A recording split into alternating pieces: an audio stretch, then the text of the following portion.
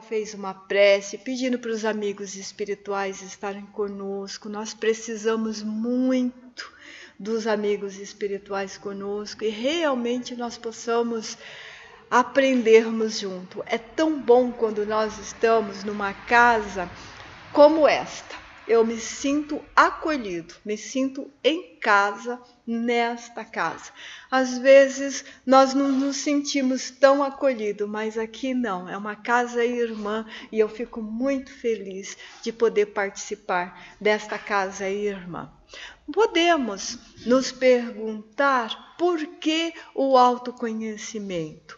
Também podemos nos perguntar se fazemos a vontade de Deus ou se fazemos o que Deus espera de nós.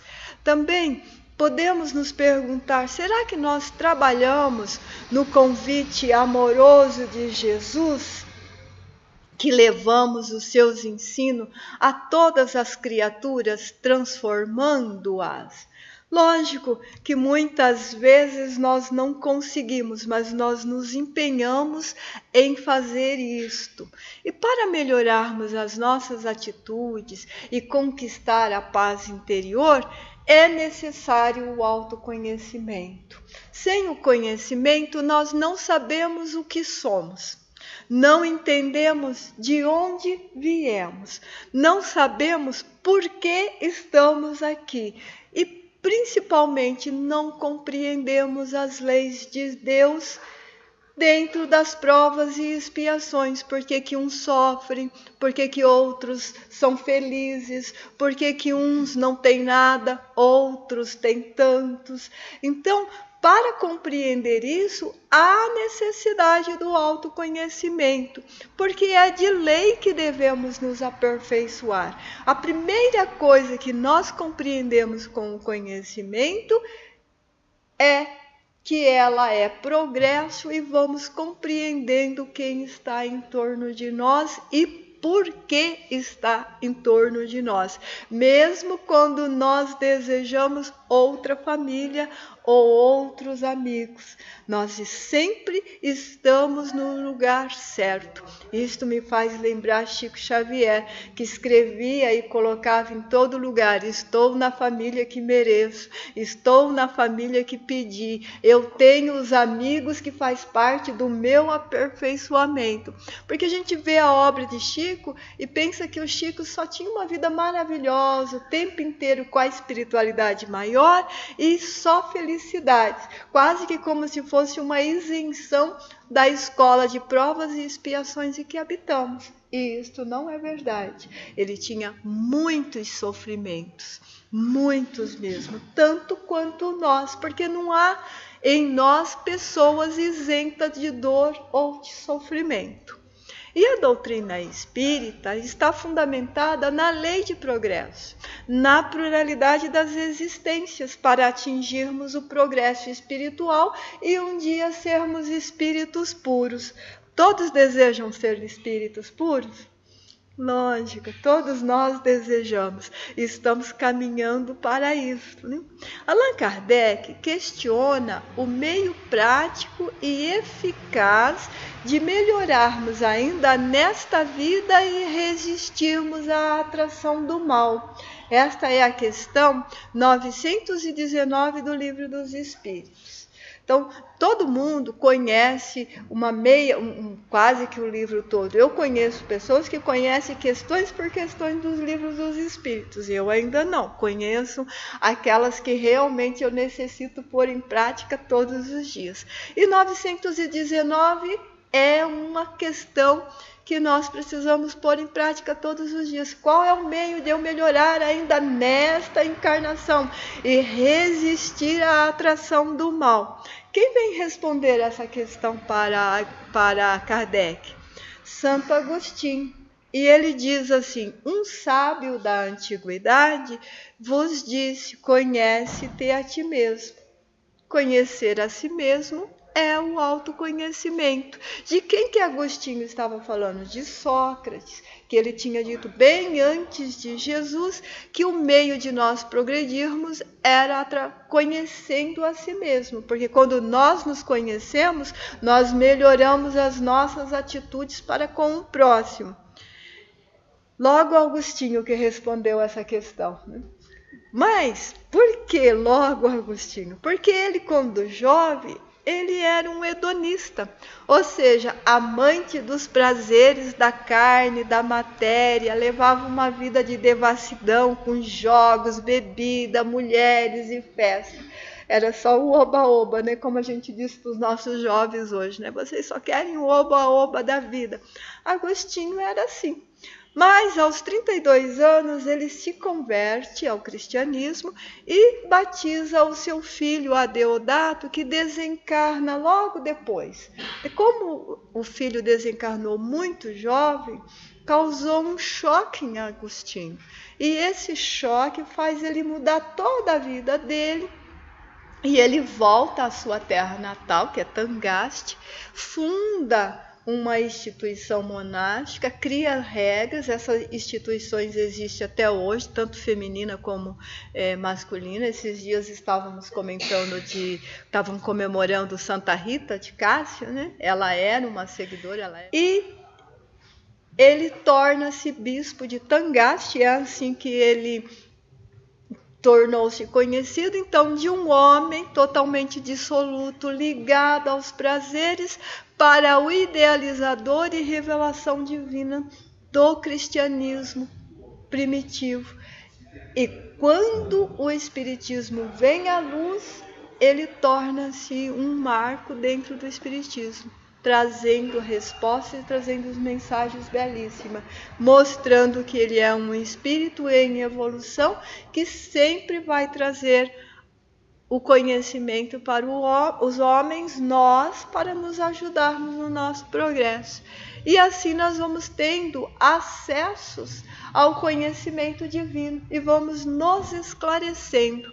Então, quando alguém diz: eu não consigo ainda ter o autoconhecimento porque eu não tenho material de pesquisa, nós estamos fugindo da responsabilidade, porque nós temos material de pesquisa, começando desde Sócrates, depois o Cristo, e agora nós temos a doutrina.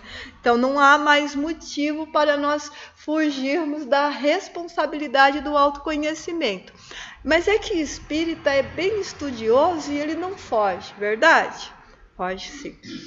Como foge? Nós fugimos muito da responsabilidade do estudo, porque nós não podemos mais alegar ignorância. Então nós ficamos com medo de estudar, porque depois nós não vamos poder alegar ignorância. Mas só que tem um outro lado ruim dessa história quando nós não estudamos. Qual é? Nós voltamos para a espiritualidade e eles nos cobram. Não estudou por quê se você estava na doutrina? Vai ter que recomeçar. Então é a mesma pergunta que ecoa no passado com Jesus para Nicodemos, né? Vai ter que recomeçar, vai ter que nascer de novo. Então, vamos ter que nascer de novo. Com esse diálogo de Agostinho e Kardec, Kardec quer uma resposta mais clara, porque ele sabe que se falar só assim, conhece a ti mesmo, nós vamos deixar para nos conhecer um dia nós vamos nos conhecer. Mas o Kardec não, ele pergunta, qual é o meio de conseguir esse autoconhecimento? E aí Agostinho dá uma receita simples, prática e que nós não gostamos de pôr em prática. Por quê? Ele diz assim, faz o que eu fazia quando me converti. O que ele fazia? Todos os dias ele interrogava, na hora de adormecer, interrogava a consciência, passava em revista tudo o que ele tinha feito no dia e perguntava se ele tinha faltado com um dever ou ferido alguém. Nós lembramos de fazer isso todos os dias? Tem dias que a nossa vida está tão atribulada que nós sequer lembramos de fazer uma prece. Nós deitamos e apagamos. E no outro dia, quando acordamos, nos perguntamos assim, nossa, será que eu fiz a prece ontem?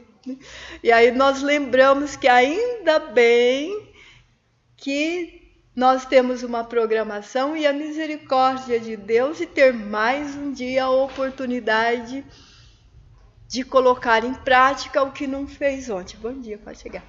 Por quê? Às vezes nós não sabemos se aquele não é o nosso último dia. E nós vivemos a vida material como se ela é que fosse a vida imortal, como se ela é que fosse a vida para sempre. E a vida material, ela é uma passagem. Então nós estamos em passagem na Terra para o aperfeiçoamento. Qual é a causa principal da encarnação? Aperfeiçoar-se. Pôr em prática aquilo que nós garantimos na espiritualidade que já aprendemos. Aí vamos colocar em provas e colocar em expiação quando necessário. Nos nossos tempos mais atuais, a nossa poetisa Cora Coralina diz quase a mesma coisa que Agostinho. Ela diz assim: procuro suportar todos os dias a minha própria personalidade. E nós também devemos procurar suportar todos os dias a nossa própria personalidade. Porque às vezes nós não suportamos a nossa própria personalidade, extravasamos e entramos no livre-arbítrio do nosso próximo e abusamos do nosso próprio. E ela coloca um detalhe nisto. Personalidade renovada, como Agostinho fazia. Todos os dias nós temos que renovar a nossa personalidade. E nós temos que despencar dentro de nós tudo que é velho e tudo que é morto. O ontem já passou. E isso vale para aqueles momentos que nós falamos assim: olha, a minha vida é difícil porque no passado alguém fez mal para mim. É engraçado isso, essa transferência de responsabilidade, né? É sempre alguém que nos fez mal. Ou então, alguns mais ousados dizem assim: a minha vida hoje é difícil porque no passado eu fui um rei ou uma rainha e abusei um pouco e agora eu estou pagando.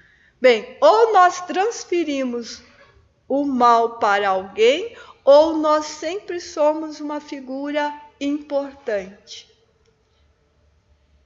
E é passado. O passado não deve estar interferindo na nossa vida neste momento. É para isso que nós carregamos o véu do esquecimento, para deixarmos de lado o passado e se renovar e se aperfeiçoar hoje, preparando as sementes de hoje, colhendo com alegria as sementes amargas, plantando sementes boas para uma colheita no futuro perfeita. Porque se nós existimos antes e existimos agora, com certeza existiremos no futuro.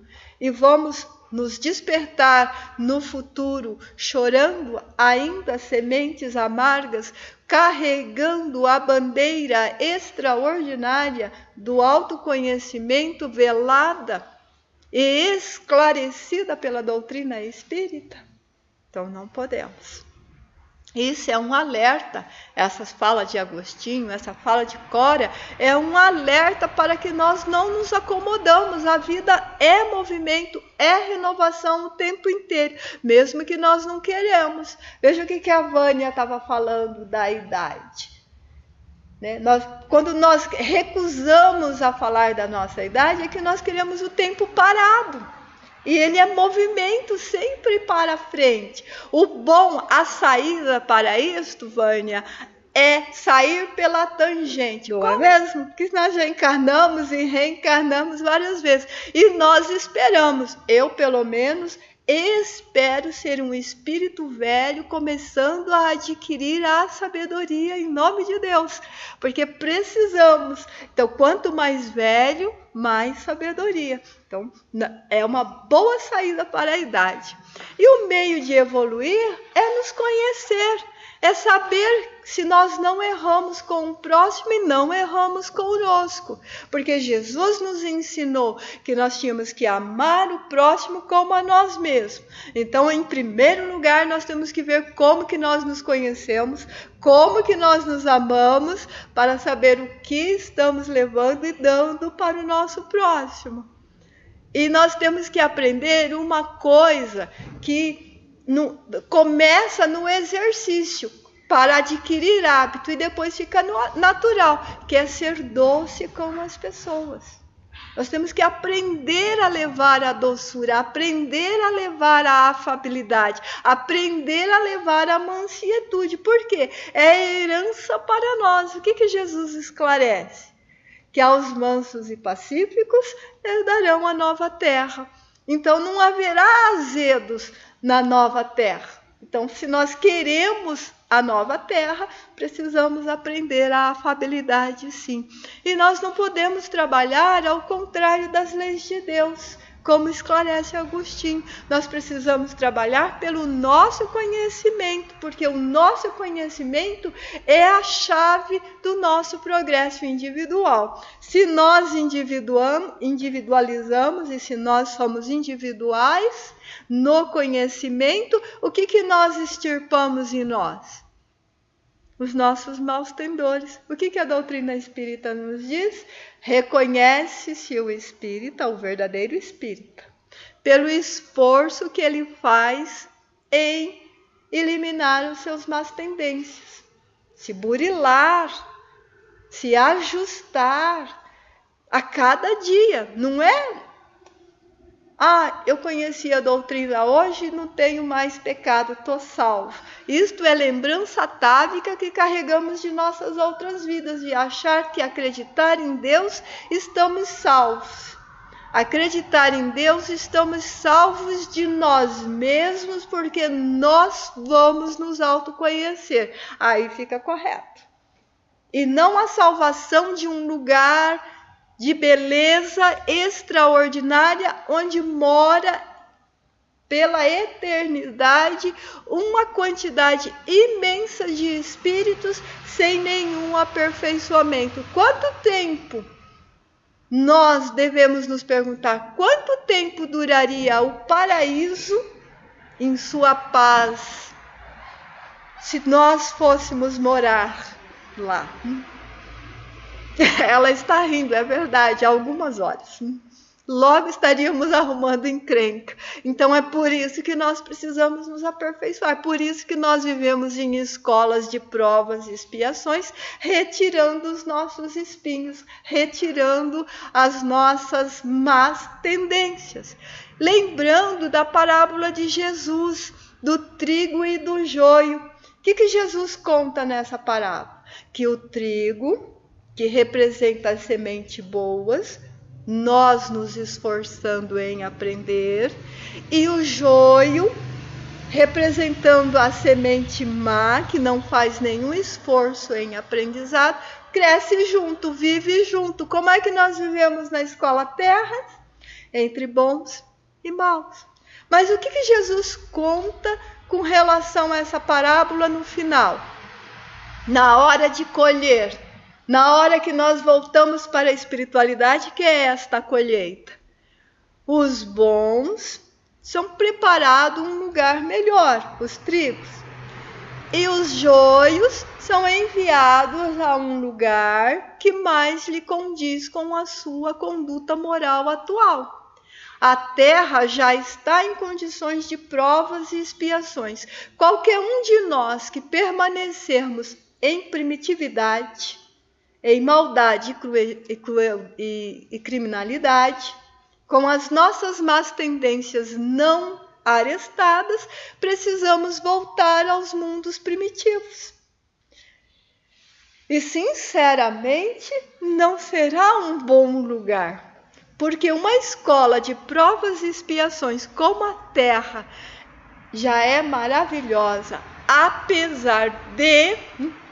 Imagina um mundo primitivo. Imagina sem esse recurso de uma colinha. Imagina sem a eletricidade, sem a internet, sem casa. Nós precisamos sempre nos fazer essa pergunta. O que eu estou fazendo para o meu autoaperfeiçoamento, o meu autoconhecimento, para permanecer na Terra, que já é provas e expiações, em transição para a regeneração? E lógico que nós queremos um esforço maior para chegarmos na regeneração.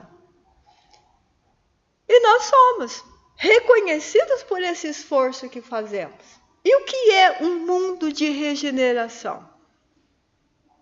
Nós não imaginamos o paraíso? O mundo de regeneração será o paraíso? É um mundo sem as provas e as expiações que nós vivemos hoje, as doenças, as dores, etc.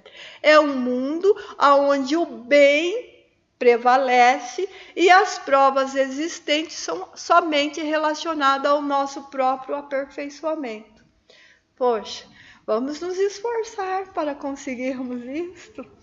E melhor ainda, vamos nos esforçarmos juntos para estarmos em amigos, em família, que é este o nosso propósito da encarnação, porque nós achamos que somos desconhecidos e a doutrina nos diz que nós encarnamos numa escola onde todos somos conhecidos uns dos outros, refazendo os laços, fortalecendo os laços de amor e desatando os laços de menos amor.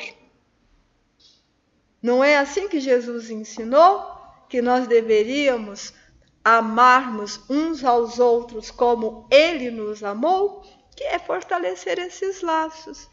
Nós sabemos que os horizontes limitados, o comodismo, a ignorância, a falta de responsabilidade é tão bom para nós. É tão bom ir na casa espírita para ver preleção, para ver palestra, para tomar passe. É mais doloroso ir na casa espírita para trabalhar, arregaçar as nossas mangas, nos auxiliar e auxiliar o próximo. Mas a vida encarnada é tão produtiva, temos tantas coisas para ver. Dá para fazer as duas coisas. Dá para ter prazeres, viver bem como Jesus nos esclareceu e aprender. E quanto mais nós aprendemos, quanto mais nós conhecemos, mais liberdade, mais conquista, mais felicidade. Já imaginou o dia que nós tivermos a dilatação do livre-arbítrio igual a de Jesus?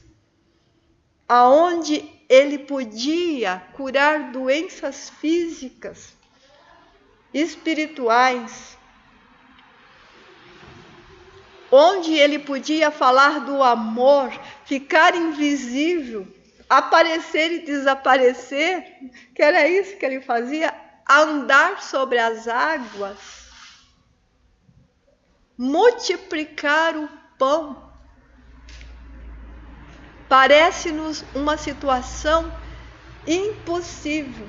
No entanto, ele disse: tudo o que eu faço podeis fazer e muito mais. E nós temos hesitação de se nós pedirmos uma prece para que a água que nós vamos tomar se transforme em remédio. Nós não sabemos se conseguimos fazer isto. Precisamos exercitar um pouco mais para adquirirmos essa liberdade que transcorre em todos os universos, para que possamos ir visitar todas essas moradas, todos esses lugares que ele disse que havia e que nós um dia percorreríamos com eles. Eu vou para as outras moradas e o dia que estiveres pronto eu levo comigo.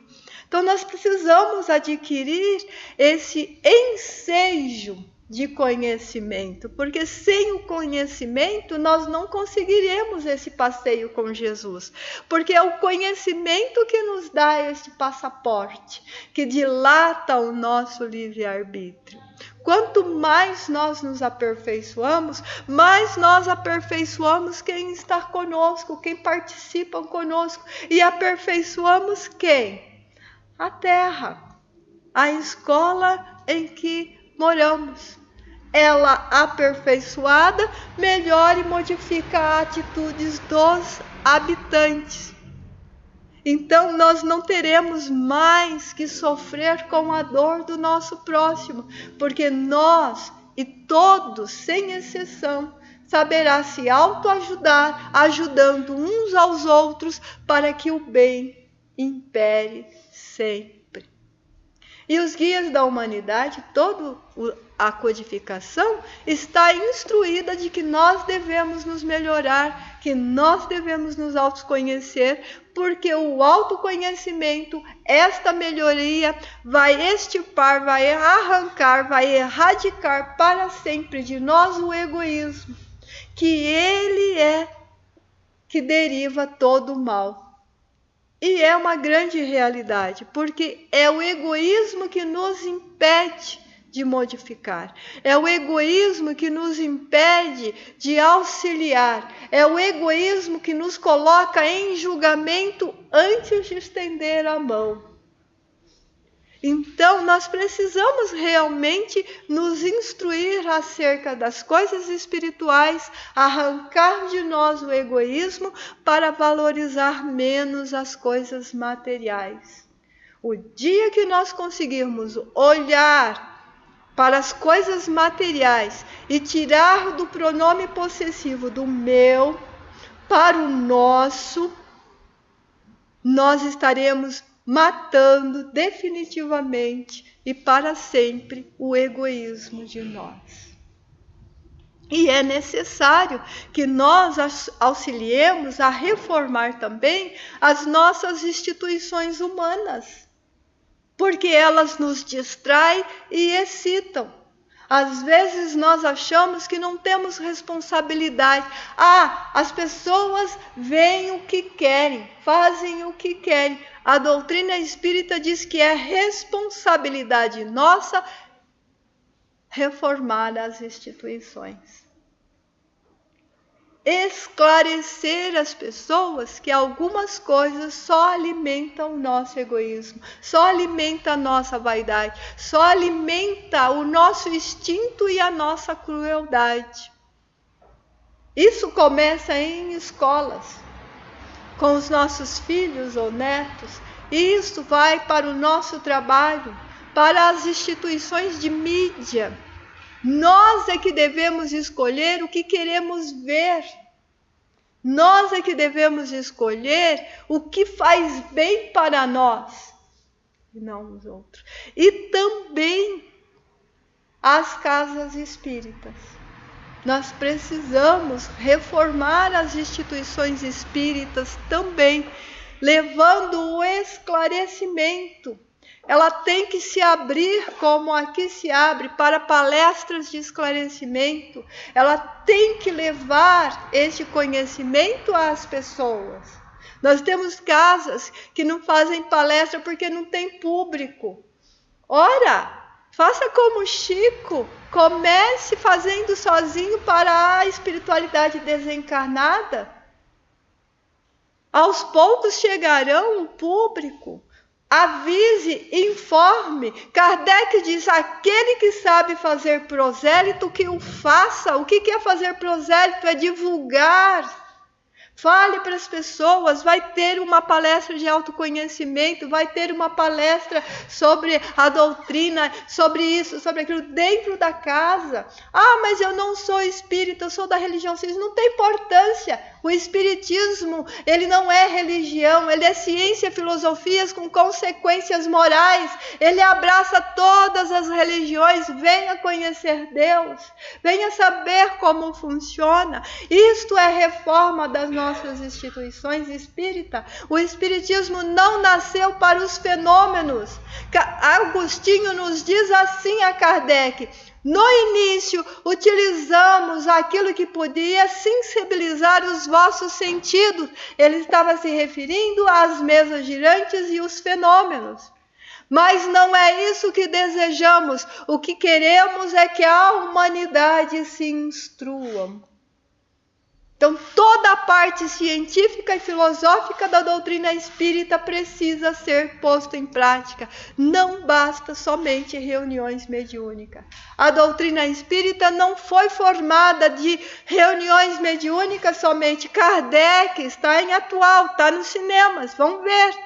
Kardec aproveitou a reunião mediúnica para nos trazer à luz a codificação, para que pessoas pudessem analisar a importância de estarmos encarnados, de conhecer Deus, ver a espiritualidade em torno de nós, de que não há mortos e sim somente vivos. É isto que precisamos reformar, é essa ideia que precisamos trazer em atualidade, reformar em nós, que nós somos divulgadores, nós somos um livro aberto de conhecimento, que estamos aptos e prontos a esclarecer aonde quer que estejamos, com quem quer que seja. Porque o egoísmo nos impede de fazer isso. Eu não vou fazer porque o que as pessoas vão dizer de mim? O que vão falar? Vão achar que eu sou Carola. Carola já era em outro lugar. Não, o egoísmo nos mantém estacionado, estagnado na nossa condição moral inferior. Nós precisamos nos libertar dessas ideias. Nós precisamos afluir para a liberdade esclarecedora da verdade de que a espiritualidade está em torno de nós o tempo inteiro, e que se nós não vemos e não observamos, não é responsabilidade dele, é nossa. E o que o Espiritismo nos diz? Vou continuar martelando nessa tecla, que a nós cabe a transformação dos nossos hábitos. É Fenelon que conta isso para Kardec. O que coube ao Espiritismo? A transformação de seus hábitos, dos usos, das relações sociais. Olha, tudo que eu acabei de falar. Porque o Espiritismo nos mostra as coisas do alto. Que alto? Da espiritualidade. Transformando os nossos sentimentos egoístas em um nada, desaparece diante da imensidade da espiritualidade maior. Sim, necessariamente o Espiritismo combate o egoísmo. Quando começamos a estudar o Espiritismo, ele combate o egoísmo em nós. A doutrina espírita traz esta chave de autoconhecimento sobre a nossa responsabilidade, já conclamou o Espírito de verdade. Espíritas, amai-vos. Eis o primeiro ensino. Nós já nos amamos? Já compreendemos o amor? Já colocamos o amor em prática no nosso lar? Ou só nos amamos no dia do Evangelho do Lar? Já fazemos o Evangelho no lar todos os dias? Porque o Evangelho no lar tem um dia certo para a espiritualidade presente. Mas nós temos mais 6 dias de Evangelho, de boa nova para com os nossos familiares. Instruí-vos. Eis o segundo. Precisamos, amados, estudar a doutrina espírita. recentemente conversando com um confrade, não convertido tão jovem, já com carreira em espiritismo, comentando sobre a codificação, ele disse: eu nunca li o Livro dos Espíritos. Busquei uma cadeira para sentar, porque fiquei abismada. Mais de 20 anos de doutrina, nunca tinha lido o Livro dos Espíritos. Mas, meu irmão, por que você nunca leu o Livro dos Espíritos? É que Kardec é chato. Quando eu disse que, ao falar isso, é a mesma coisa de dizer que é discípulo de Jesus, mas não leu o Evangelho porque Jesus é chato, ele ficou estarrecido. Porque se nós formos colocar chato na expressão que ele disse, Jesus também o é. Porque ele nos pede para nos reformar todos os dias. Amar o próximo todos os dias como ele amou. E amar o próximo como Jesus amou, estamos a quilômetros de distância ainda. Para aprender e diminuir essa distância, precisamos estudar todos os dias o Evangelho de Jesus e a doutrina espírita.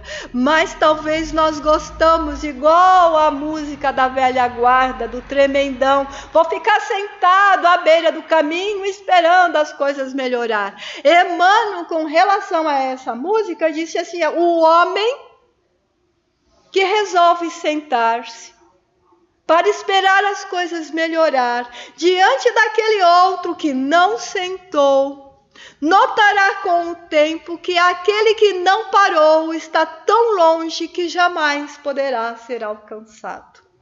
Então, quando sentir vontade de sentar-se, deixar para amanhã o que pode fazer hoje, lembre-se de Emmanuel, dizendo que depois não poderemos alcançar. O processo evolutivo nos impõe necessidades de crescimento no íntimo, na conquista do nosso divino. E para fazer isso, nós temos que abrir mãos de algumas coisas.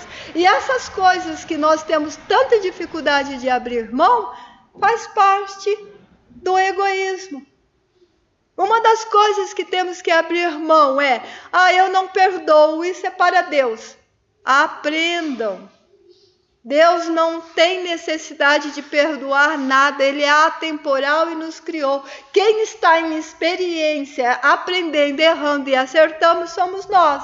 Então é nós que temos que perdoar.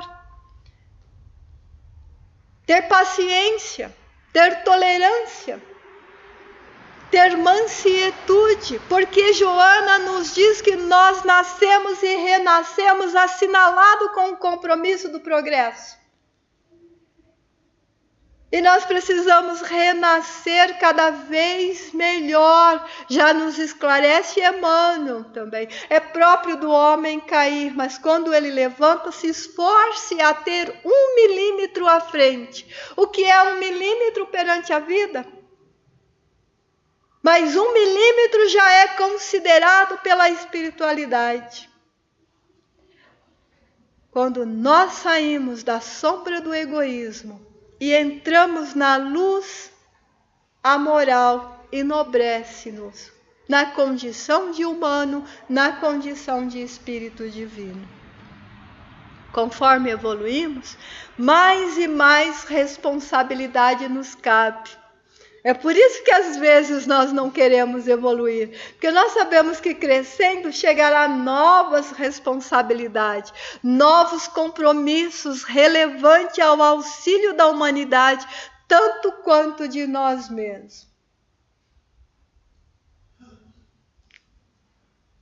Quando os espíritos de luz conversaram com Kardec, perguntando se ele aceitava o trabalho de nos trazer essa doutrina bendita, eles disseram: não precisa aceitar se não quiser, porque tem outros preparados. A espiritualidade diz a mesma coisa para nós. Nós podemos nos abster de evoluir, Mas não podemos nos esquecer que a espiritualidade busca outros para fazer a tarefa que nos caberia. E depois não nos cabe dizer que tudo é somente para aquela pessoa. Isso acaba acontecendo em casas espíritas. O irmão é esforçado e está em todas as frentes de trabalho. O outro está esperando o tempo passar. No futuro eu vou pensar, mas ele diz para todo mundo: só aquela pessoa é importante nesta casa. Só aquela pessoa é importante na casa, ou ele está acomodado esperando o tempo passar sentado à beira do caminho? Precisamos nos perguntar isso. Kardec pergunta: em que consiste a missão dos espíritos encarnados? A resposta é maravilhosa. Por que a resposta é maravilhosa?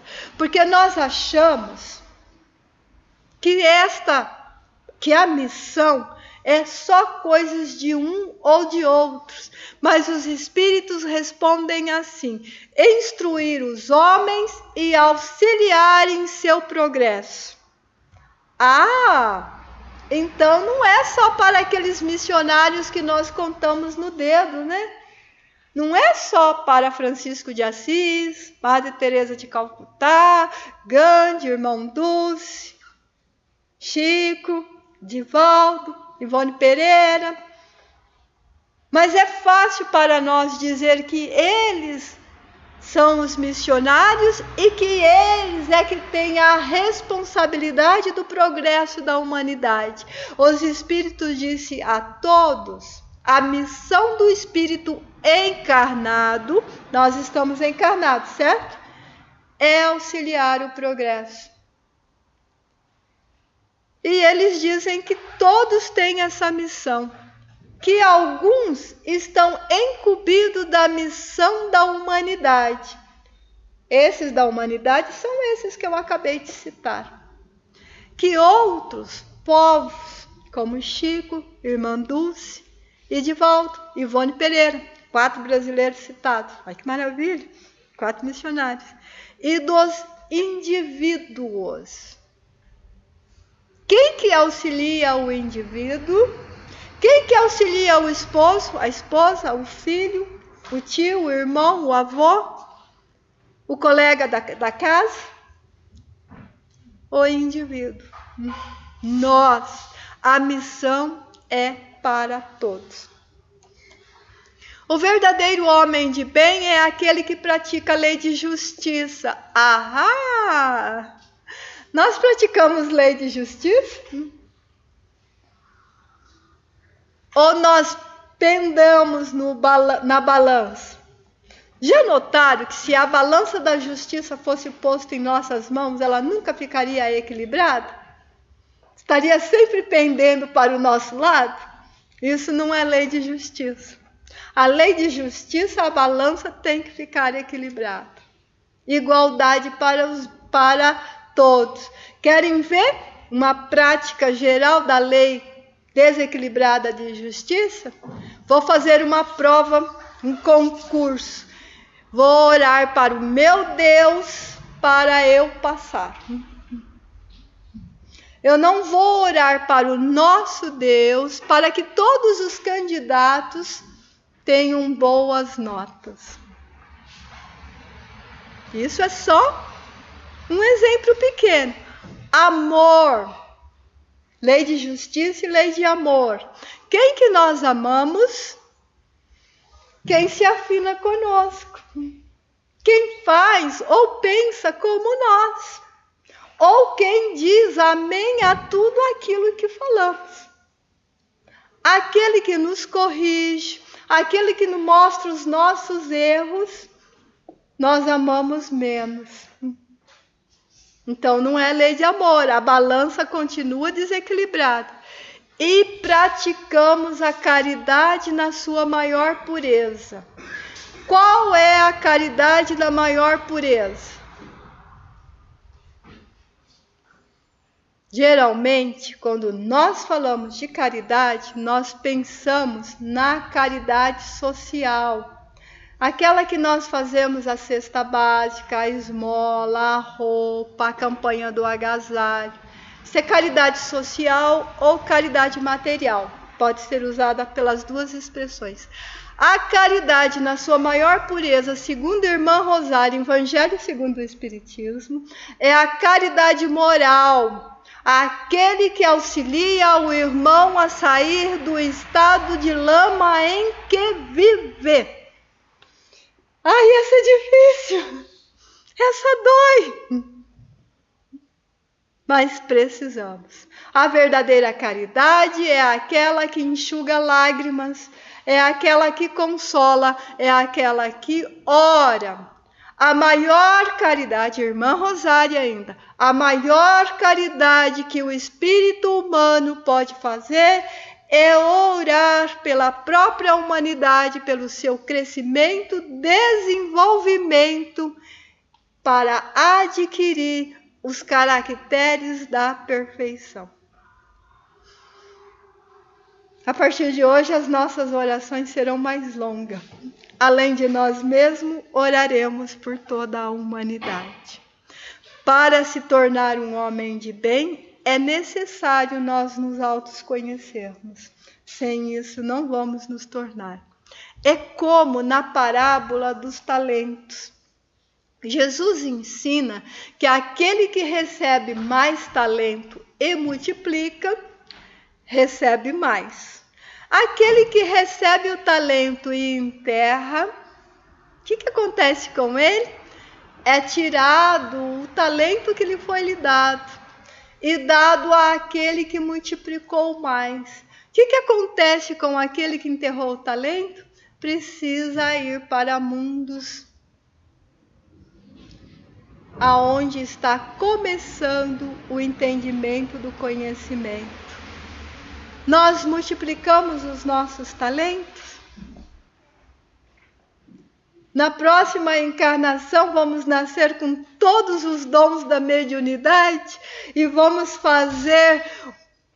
nos tornar espíritos missionários aonde toda a terra nos conhecerá? Ou, nesta encarnação, aprendendo que precisamos multiplicar os talentos que hoje carregamos, doando e servindo, quando voltar à espiritualidade, receberemos mais talentos para novos trabalhos. Porque nós precisamos lembrarmos de que a espiritualidade não para, não tira férias e jamais deixará de trabalhar. Porque a evolução é eterna.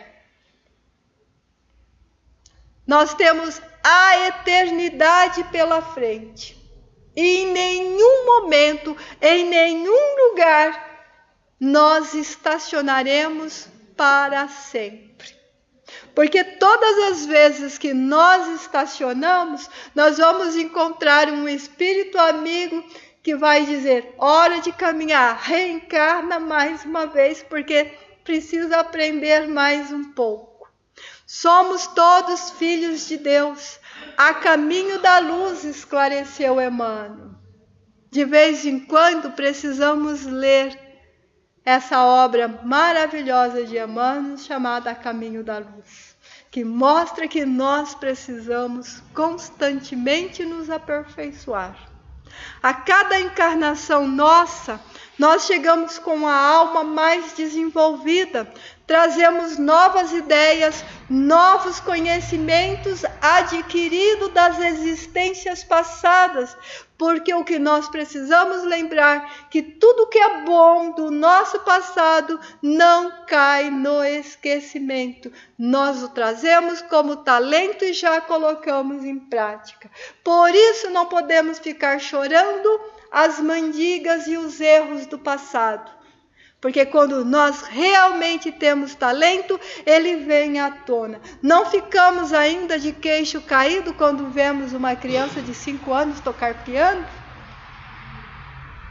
Ou um menino de 12 anos fazer ursinhos de pelúcias na máquina de costura para socorrer hospitais com crianças doentes?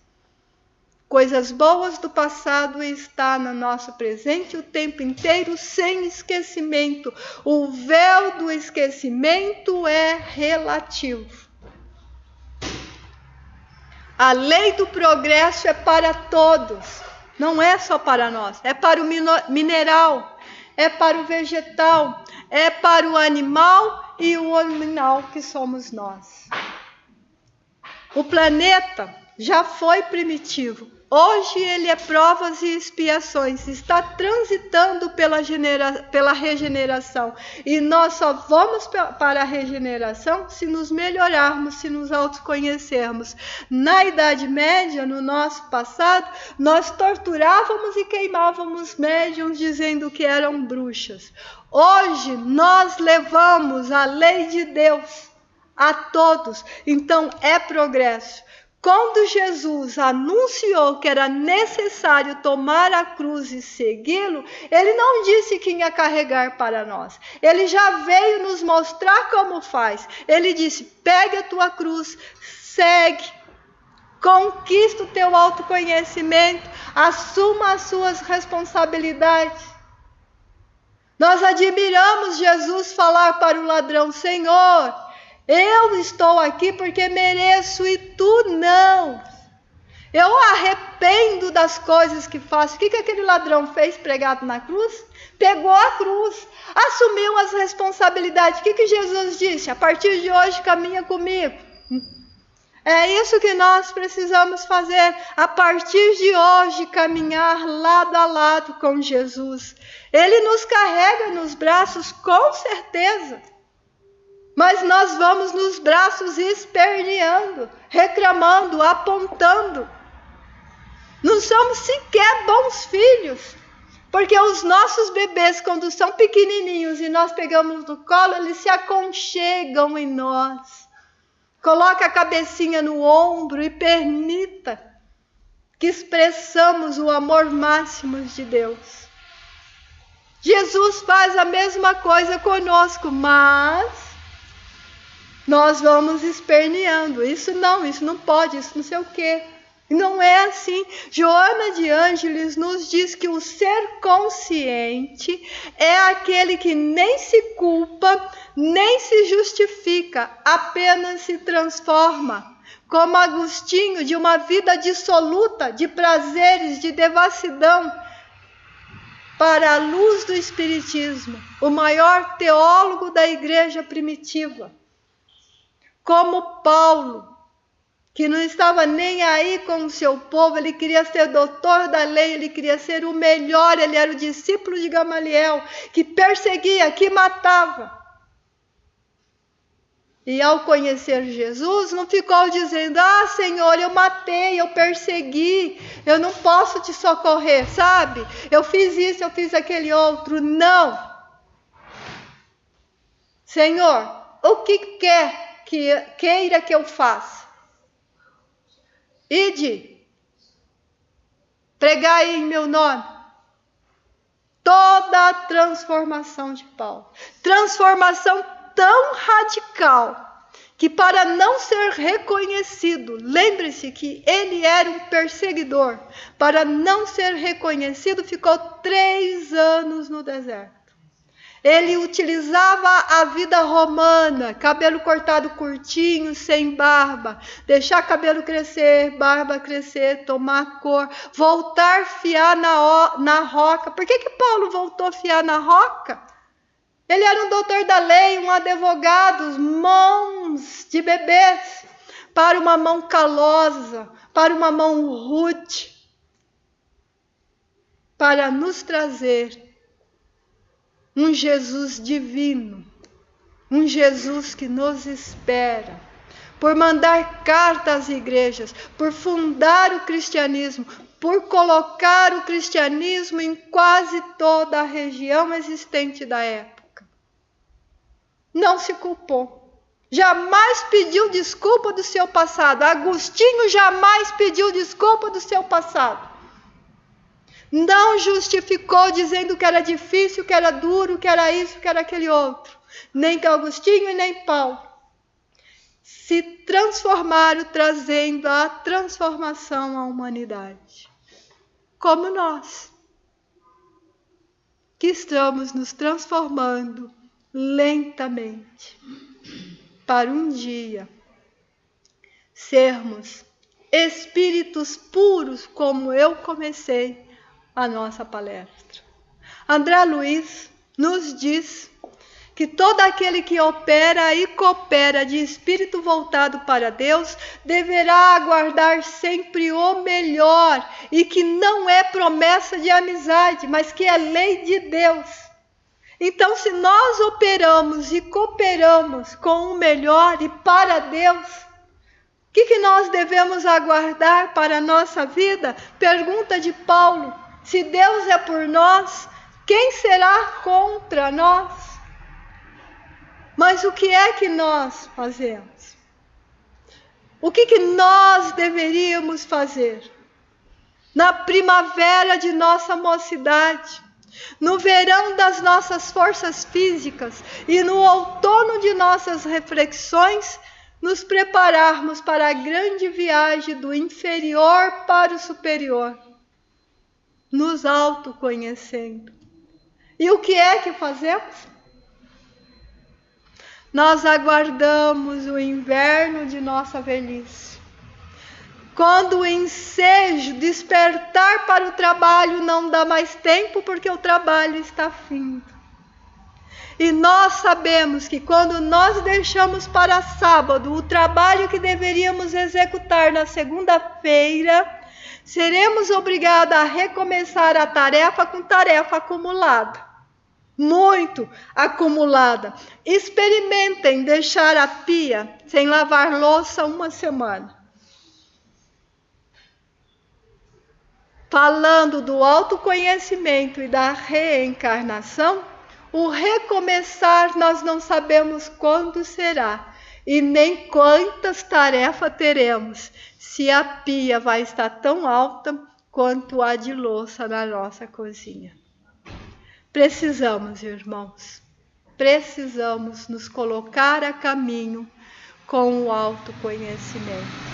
Precisamos nos colocar a caminho com a responsabilidade e o entendimento de que somos convocados, somos trabalhadores da última hora e a hora urge, se faz necessário agora. Joana nos diz que quando nós nos colocamos a caminho, nós conseguimos nos iluminarmos. E nós conseguimos amar e educar. E somos conscientes das modificações que podemos fazer com a nossa atitude de amor no mundo em que transitamos agora. Pois Jesus espera por nós. Avancemos em nome dele. E que possamos nos esforçar por amor a ele. Vou encerrar com uma prece para aliviar a Vânia que está com gripe. Queridos amigos espirituais, queridos irmãos de luz e de paz, nós lhe agradecemos a oportunidade bendita de aprendermos contigo. Aprendermos que somos os caminheiros, jordaneiro e herdeiro de nós mesmos diante da eternidade. Que possamos, Senhor, a cada dia aprender um pouco mais. E ao aprender, Senhor, que possamos ser como Jesus que multiplica os pães. O pães do conhecimento, o pão do amor, o pão do perdão, o pão da luta íntima em favor do nosso irmão. Permita, Senhor, que aonde quer que caminhamos possamos ser luzes, que possamos valorizar o Teu amor, valorizar a doutrina que professamos, valorizar a encarnação que estamos em aperfeiçoamento, e ao valorizá-la, que possamos, Mestre, compartilhar, sendo sempre generoso na multiplicação do pão do conhecimento. Nós te agradecemos infinitamente a oportunidade de aprendizado, que consigamos pôr este aprendizado em prática em todos os instantes da nossa passagem pela vida encarnada. Como espíritos imortais, que possamos carregar essa luz, iluminando tudo e todos, aonde quer que estejamos. Te agradecemos, Senhor, e que possamos ter uma semana bendita, cheia de amor, e que possamos voltar para os nossos lares em paz. Que assim seja.